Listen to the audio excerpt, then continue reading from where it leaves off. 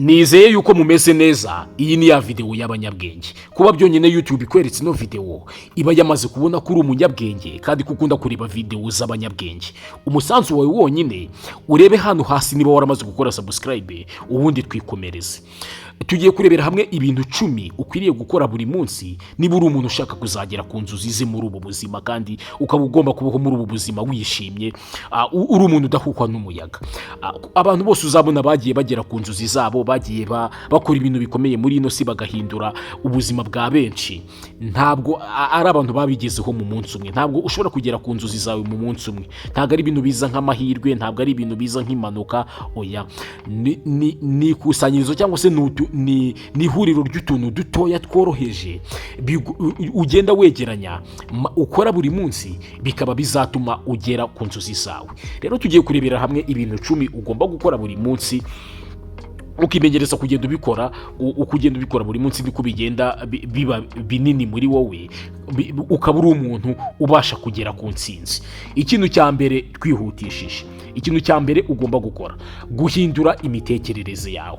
Ahangaha uba ugomba guhindura imitekerereze yawe, uburyo nyine utekerezamo ibintu. Urabizi yuko imitekerereze yawe uko watekerezaga mu myaka 5 ishize ntabwo ari gutekereza ubu ngubu.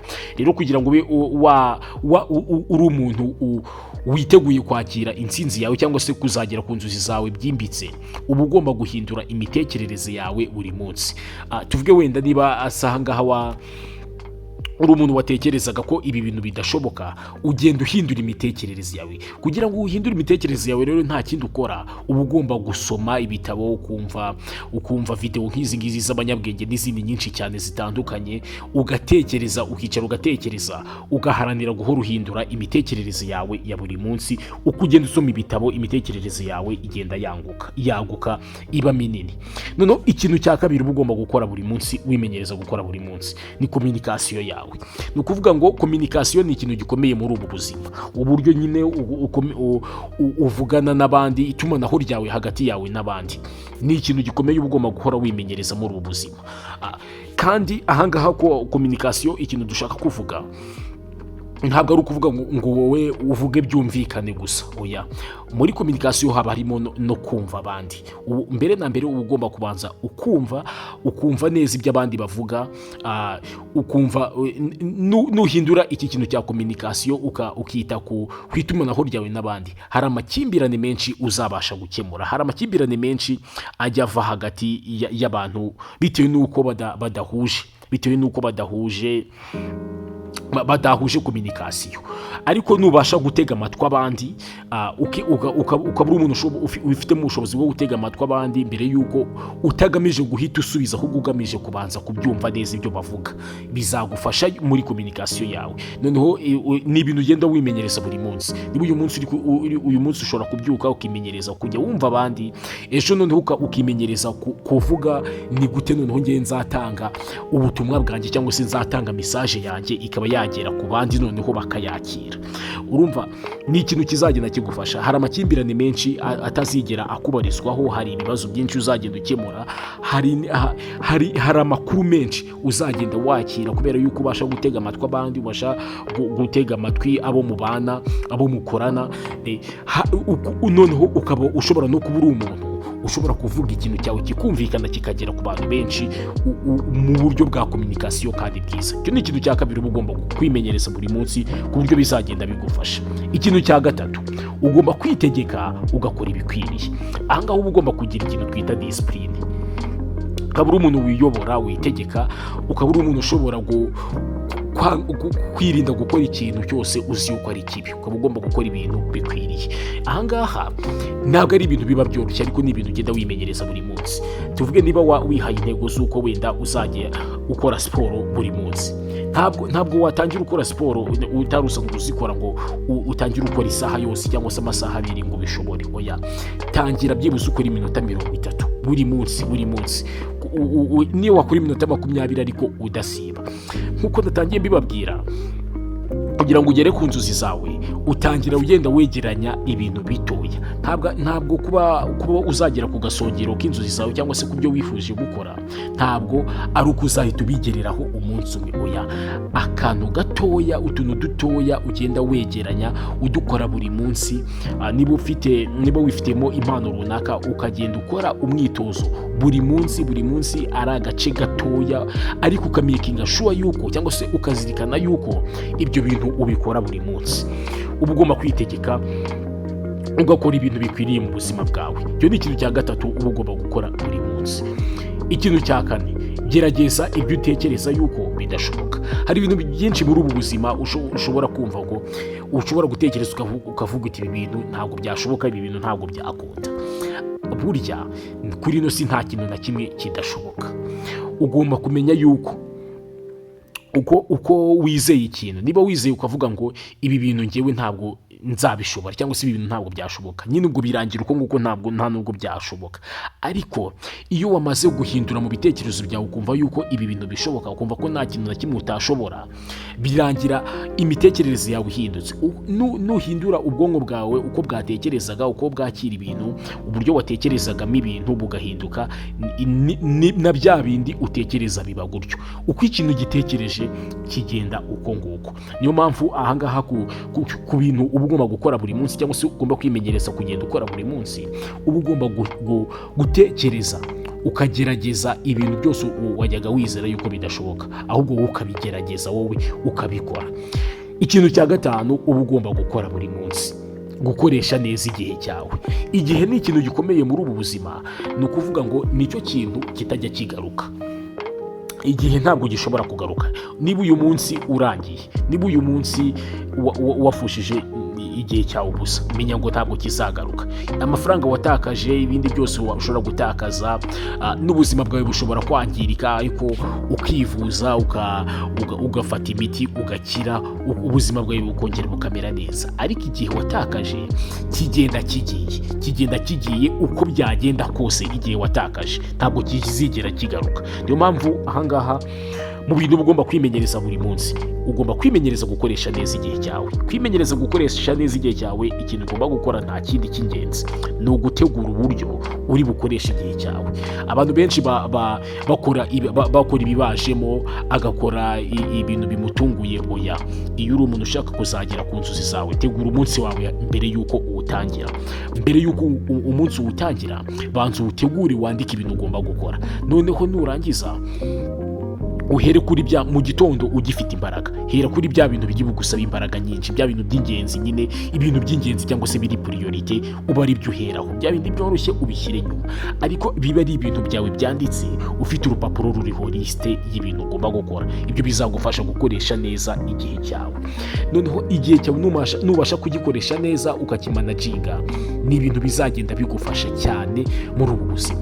Niba wihaye gahunda y'uko aha hantu uraba uhari kuri iyi saha, uze kuba uhari, ntiwice igihe, bizagenda bigufasha muri ubu buzima. Nukomeza kwimenyereza gukoresha igihe cyawe neza, ntabwo wahita ugikoresha neza 100% ugitangira, ahubwo utangira ugenda ubyimenyereza buri munsi. Niyo mpamvu natangiye nkubwira ngo ni ibintu ugomba gukora buri munsi udasiba, bikagenda biba binini muri wowe. Uko uzagenda ubikora buri munsi ubyimenyereza, uzashiduka byaramaze kukujyamo. Noneho ari ibintu usigaye ukora bitagusaba imbaraga nyinshi. Tuvuge urugero, niba ubyutse mu gitondo, kuri iyo ugenda ugafata uburoso n'amazi na korogate ukajya koza amenyo, ntabwo ubanza kubitekereza ngo ese njye uyu munsi ndoza amenyo cyangwa se ndi buyoze. Oya, wowe ubyuka ugenda wumva yuko nyine koza amenyo ari ngombwa. Rero nibi bintu nkubwira ngo ugomba gukora buri munsi, ugomba kwimenyereza buri munsi, iyo ugenda ubyimenyereza usigara ubikora byizana, utabanjije no kubitekereza, utabanje kubitekerezaho ngo uvuge ngo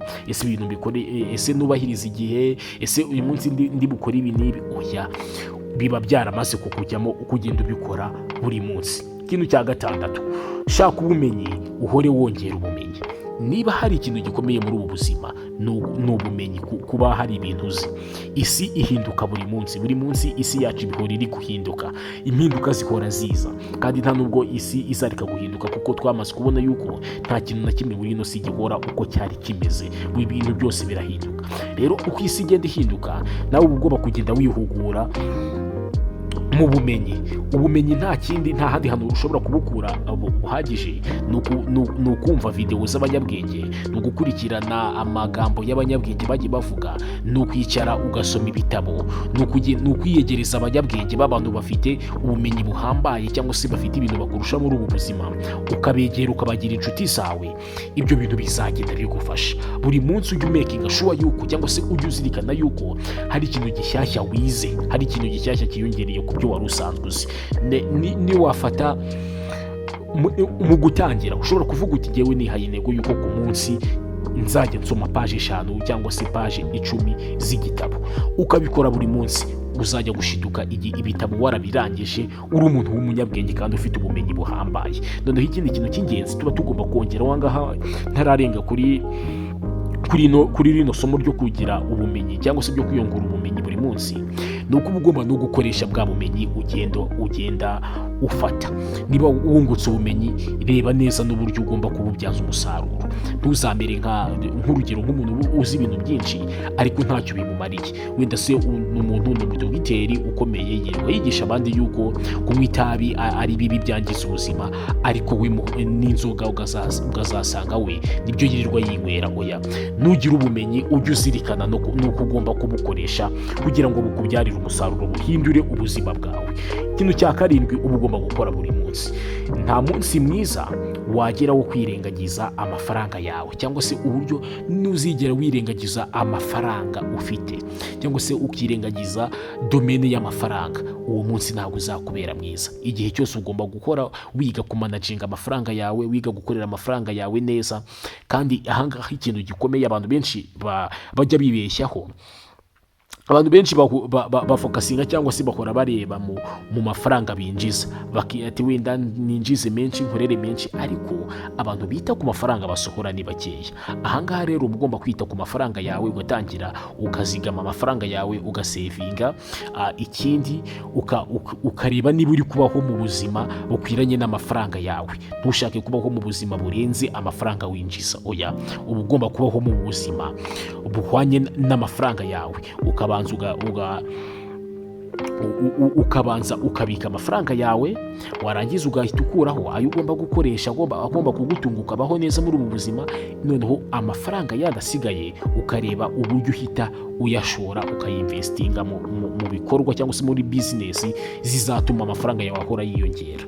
Ni ukuvuga ngo ahangaha uba ugomba gukomeza wita ku mafaranga yawe, ugasoma ibitabo by'amafaranga, ukamenya se amafaranga akora gute, ni gute nafata inguzanyo, ni gute nabyaza amafaranga yanjye andi mafaranga akaba menshi. Ugahora wiga amafaranga yawe, uburyo ugomba kuyabyazamo andi mafaranga menshi. Icyo ni ikintu cya 7. Ikintu cya 8, kuzamura ubushobozi bwawe mu bintu bitandukanye. Ahangaha uba ugomba kuzamura ubushobozi wifitemo. Tuvuge wenda niba ari ukuvuga mu marangamutima, ukavuga uti wenda niba uri umuntu ugira umujinya vuba, niba uri umuntu uvoma hafi, ukareba ukuntu wahinduka nyine mu bintu bitandukanye. Niba uri umuntu wenda utinda kubyuka, ukareba ukuntu wahinduka none ukajya ubyuka kare. Niba uri umuntu utabasha kubana neza n'abandi, ukareba ukuntu wahinduka mu bintu bitandukanye, mu bushobozi wifitemo, ukahora uri umuntu uri gushaka impinduka kandi ugana heza. Ni ukuvuga ngo ubushobozi twifitemo ni bwinshi, burahambaye, ariko tuba tugomba kubukangura. Ugomba gukangura umuntu wo muri wowe w'intwari. Nukomeza gutuma umuntu wo muri wowe w'intwari asinzira, uw'umunebwe wo muri wowe ukamuha imbaraga, ibyo ngibyo bizatuma ubuzima bwawe bujya mu kaga. Hora ushaka uburyo ubushobozi bwawe wifitemo wowe ubwawe ugomba guhinduka, ukaba umuntu mushyashya mu buzima bwose bwa buri munsi. Ugahinduka niba ibintu wabikoraga utabikora neza cyane, utabinoza, ugahora ugahora ushaka kwiyungura, wowe ukaba wowe wa nyawe wifitemo ubushobozi bwo gukora ibintu byose neza ku kigero cyiza. Noneho ikintu cya 9 tuba tugomba gukora buri munsi, zirikana intego zawe z'ubuzima. Ahangaha niba hari ikintu gikomeye kizagufasha muri ubu buzima, ni ukuba ufite intego z'ubuzima, ugahora uzirikana intego z'ubuzima bwawe, ugahora uzirikana yuko ukaba waramaze kumenya intego zawe z'ubuzima zanditse, ukazandika, ukamenya icyo ubereye hano ku isi, ukamenya icyo wifuza, ukamenya icyo ushaka. Ujya wumva bavuga ngo utazi yava ntamenye yajya, uba ugomba kumenya iyo ujya. Ahangaha niyo ugeze mu bihe bikomeye ariko uzi intego zawe z'ubuzima, uzi impamvu uri kubaho, birakubyutsa ugakomeza kubera yuko uzi icyo ushaka, uzi aho ushaka kugera. Buri munsi rero ugomba gukora wimenyereza cyangwa se wibuka, utekereza ku ntego zawe z'ubuzima, ntizizigere ziva imbere yawe. Byaba ngombwa ukazandika ahantu kugira ngo ubashe gukomeza ubuzima bwawe, uzirikana intego zawe z'ubuzima, uzirikana impamvu uri hano ku isi. Noneho ikintu cya 10 ari nacyo cya nyuma, gushimira. Ahangaha muri ubu buzima turimo, ni byiza ko uzirikana gushimira. Ushobora gushimira abantu bakugiriye neza, abantu batumye bakureze, ababyeyi bawe se, abantu abarimu bakwigishije, inshuti zawe zikuba hafi mu buzima bwawe bwa buri munsi, ukazishimira. Ndetse nawe ukishimira kuba ukomeje kurwana n'ubuzima, kuba ukomeje guharanira kubaho neza, kuba ukomeje guharanira kubaho ubuzima buhindutse, ukishimira. Ahangaha ikintu bigufasha ni iki? Niyo wageze mu bihe bikomeye, burya jya uzirikana, urebe ikintu kimwe ugomba gushimira cyiza kiri mu buzima bwawe, ntabwo gishobora kubura. Ahangaha niba wenda wanaciye mu bihe bikomeye cyangwa se wahuye n'ikibazo runaka, icara ushimire isomo wakuyemo. Niba hari isomo wakuyemo muri cya kibazo wanyuzemo, fata umwanya ugishimire. Uko uzagira uwo mutima wo gushimira, ni ibintu bizagenda bigufasha.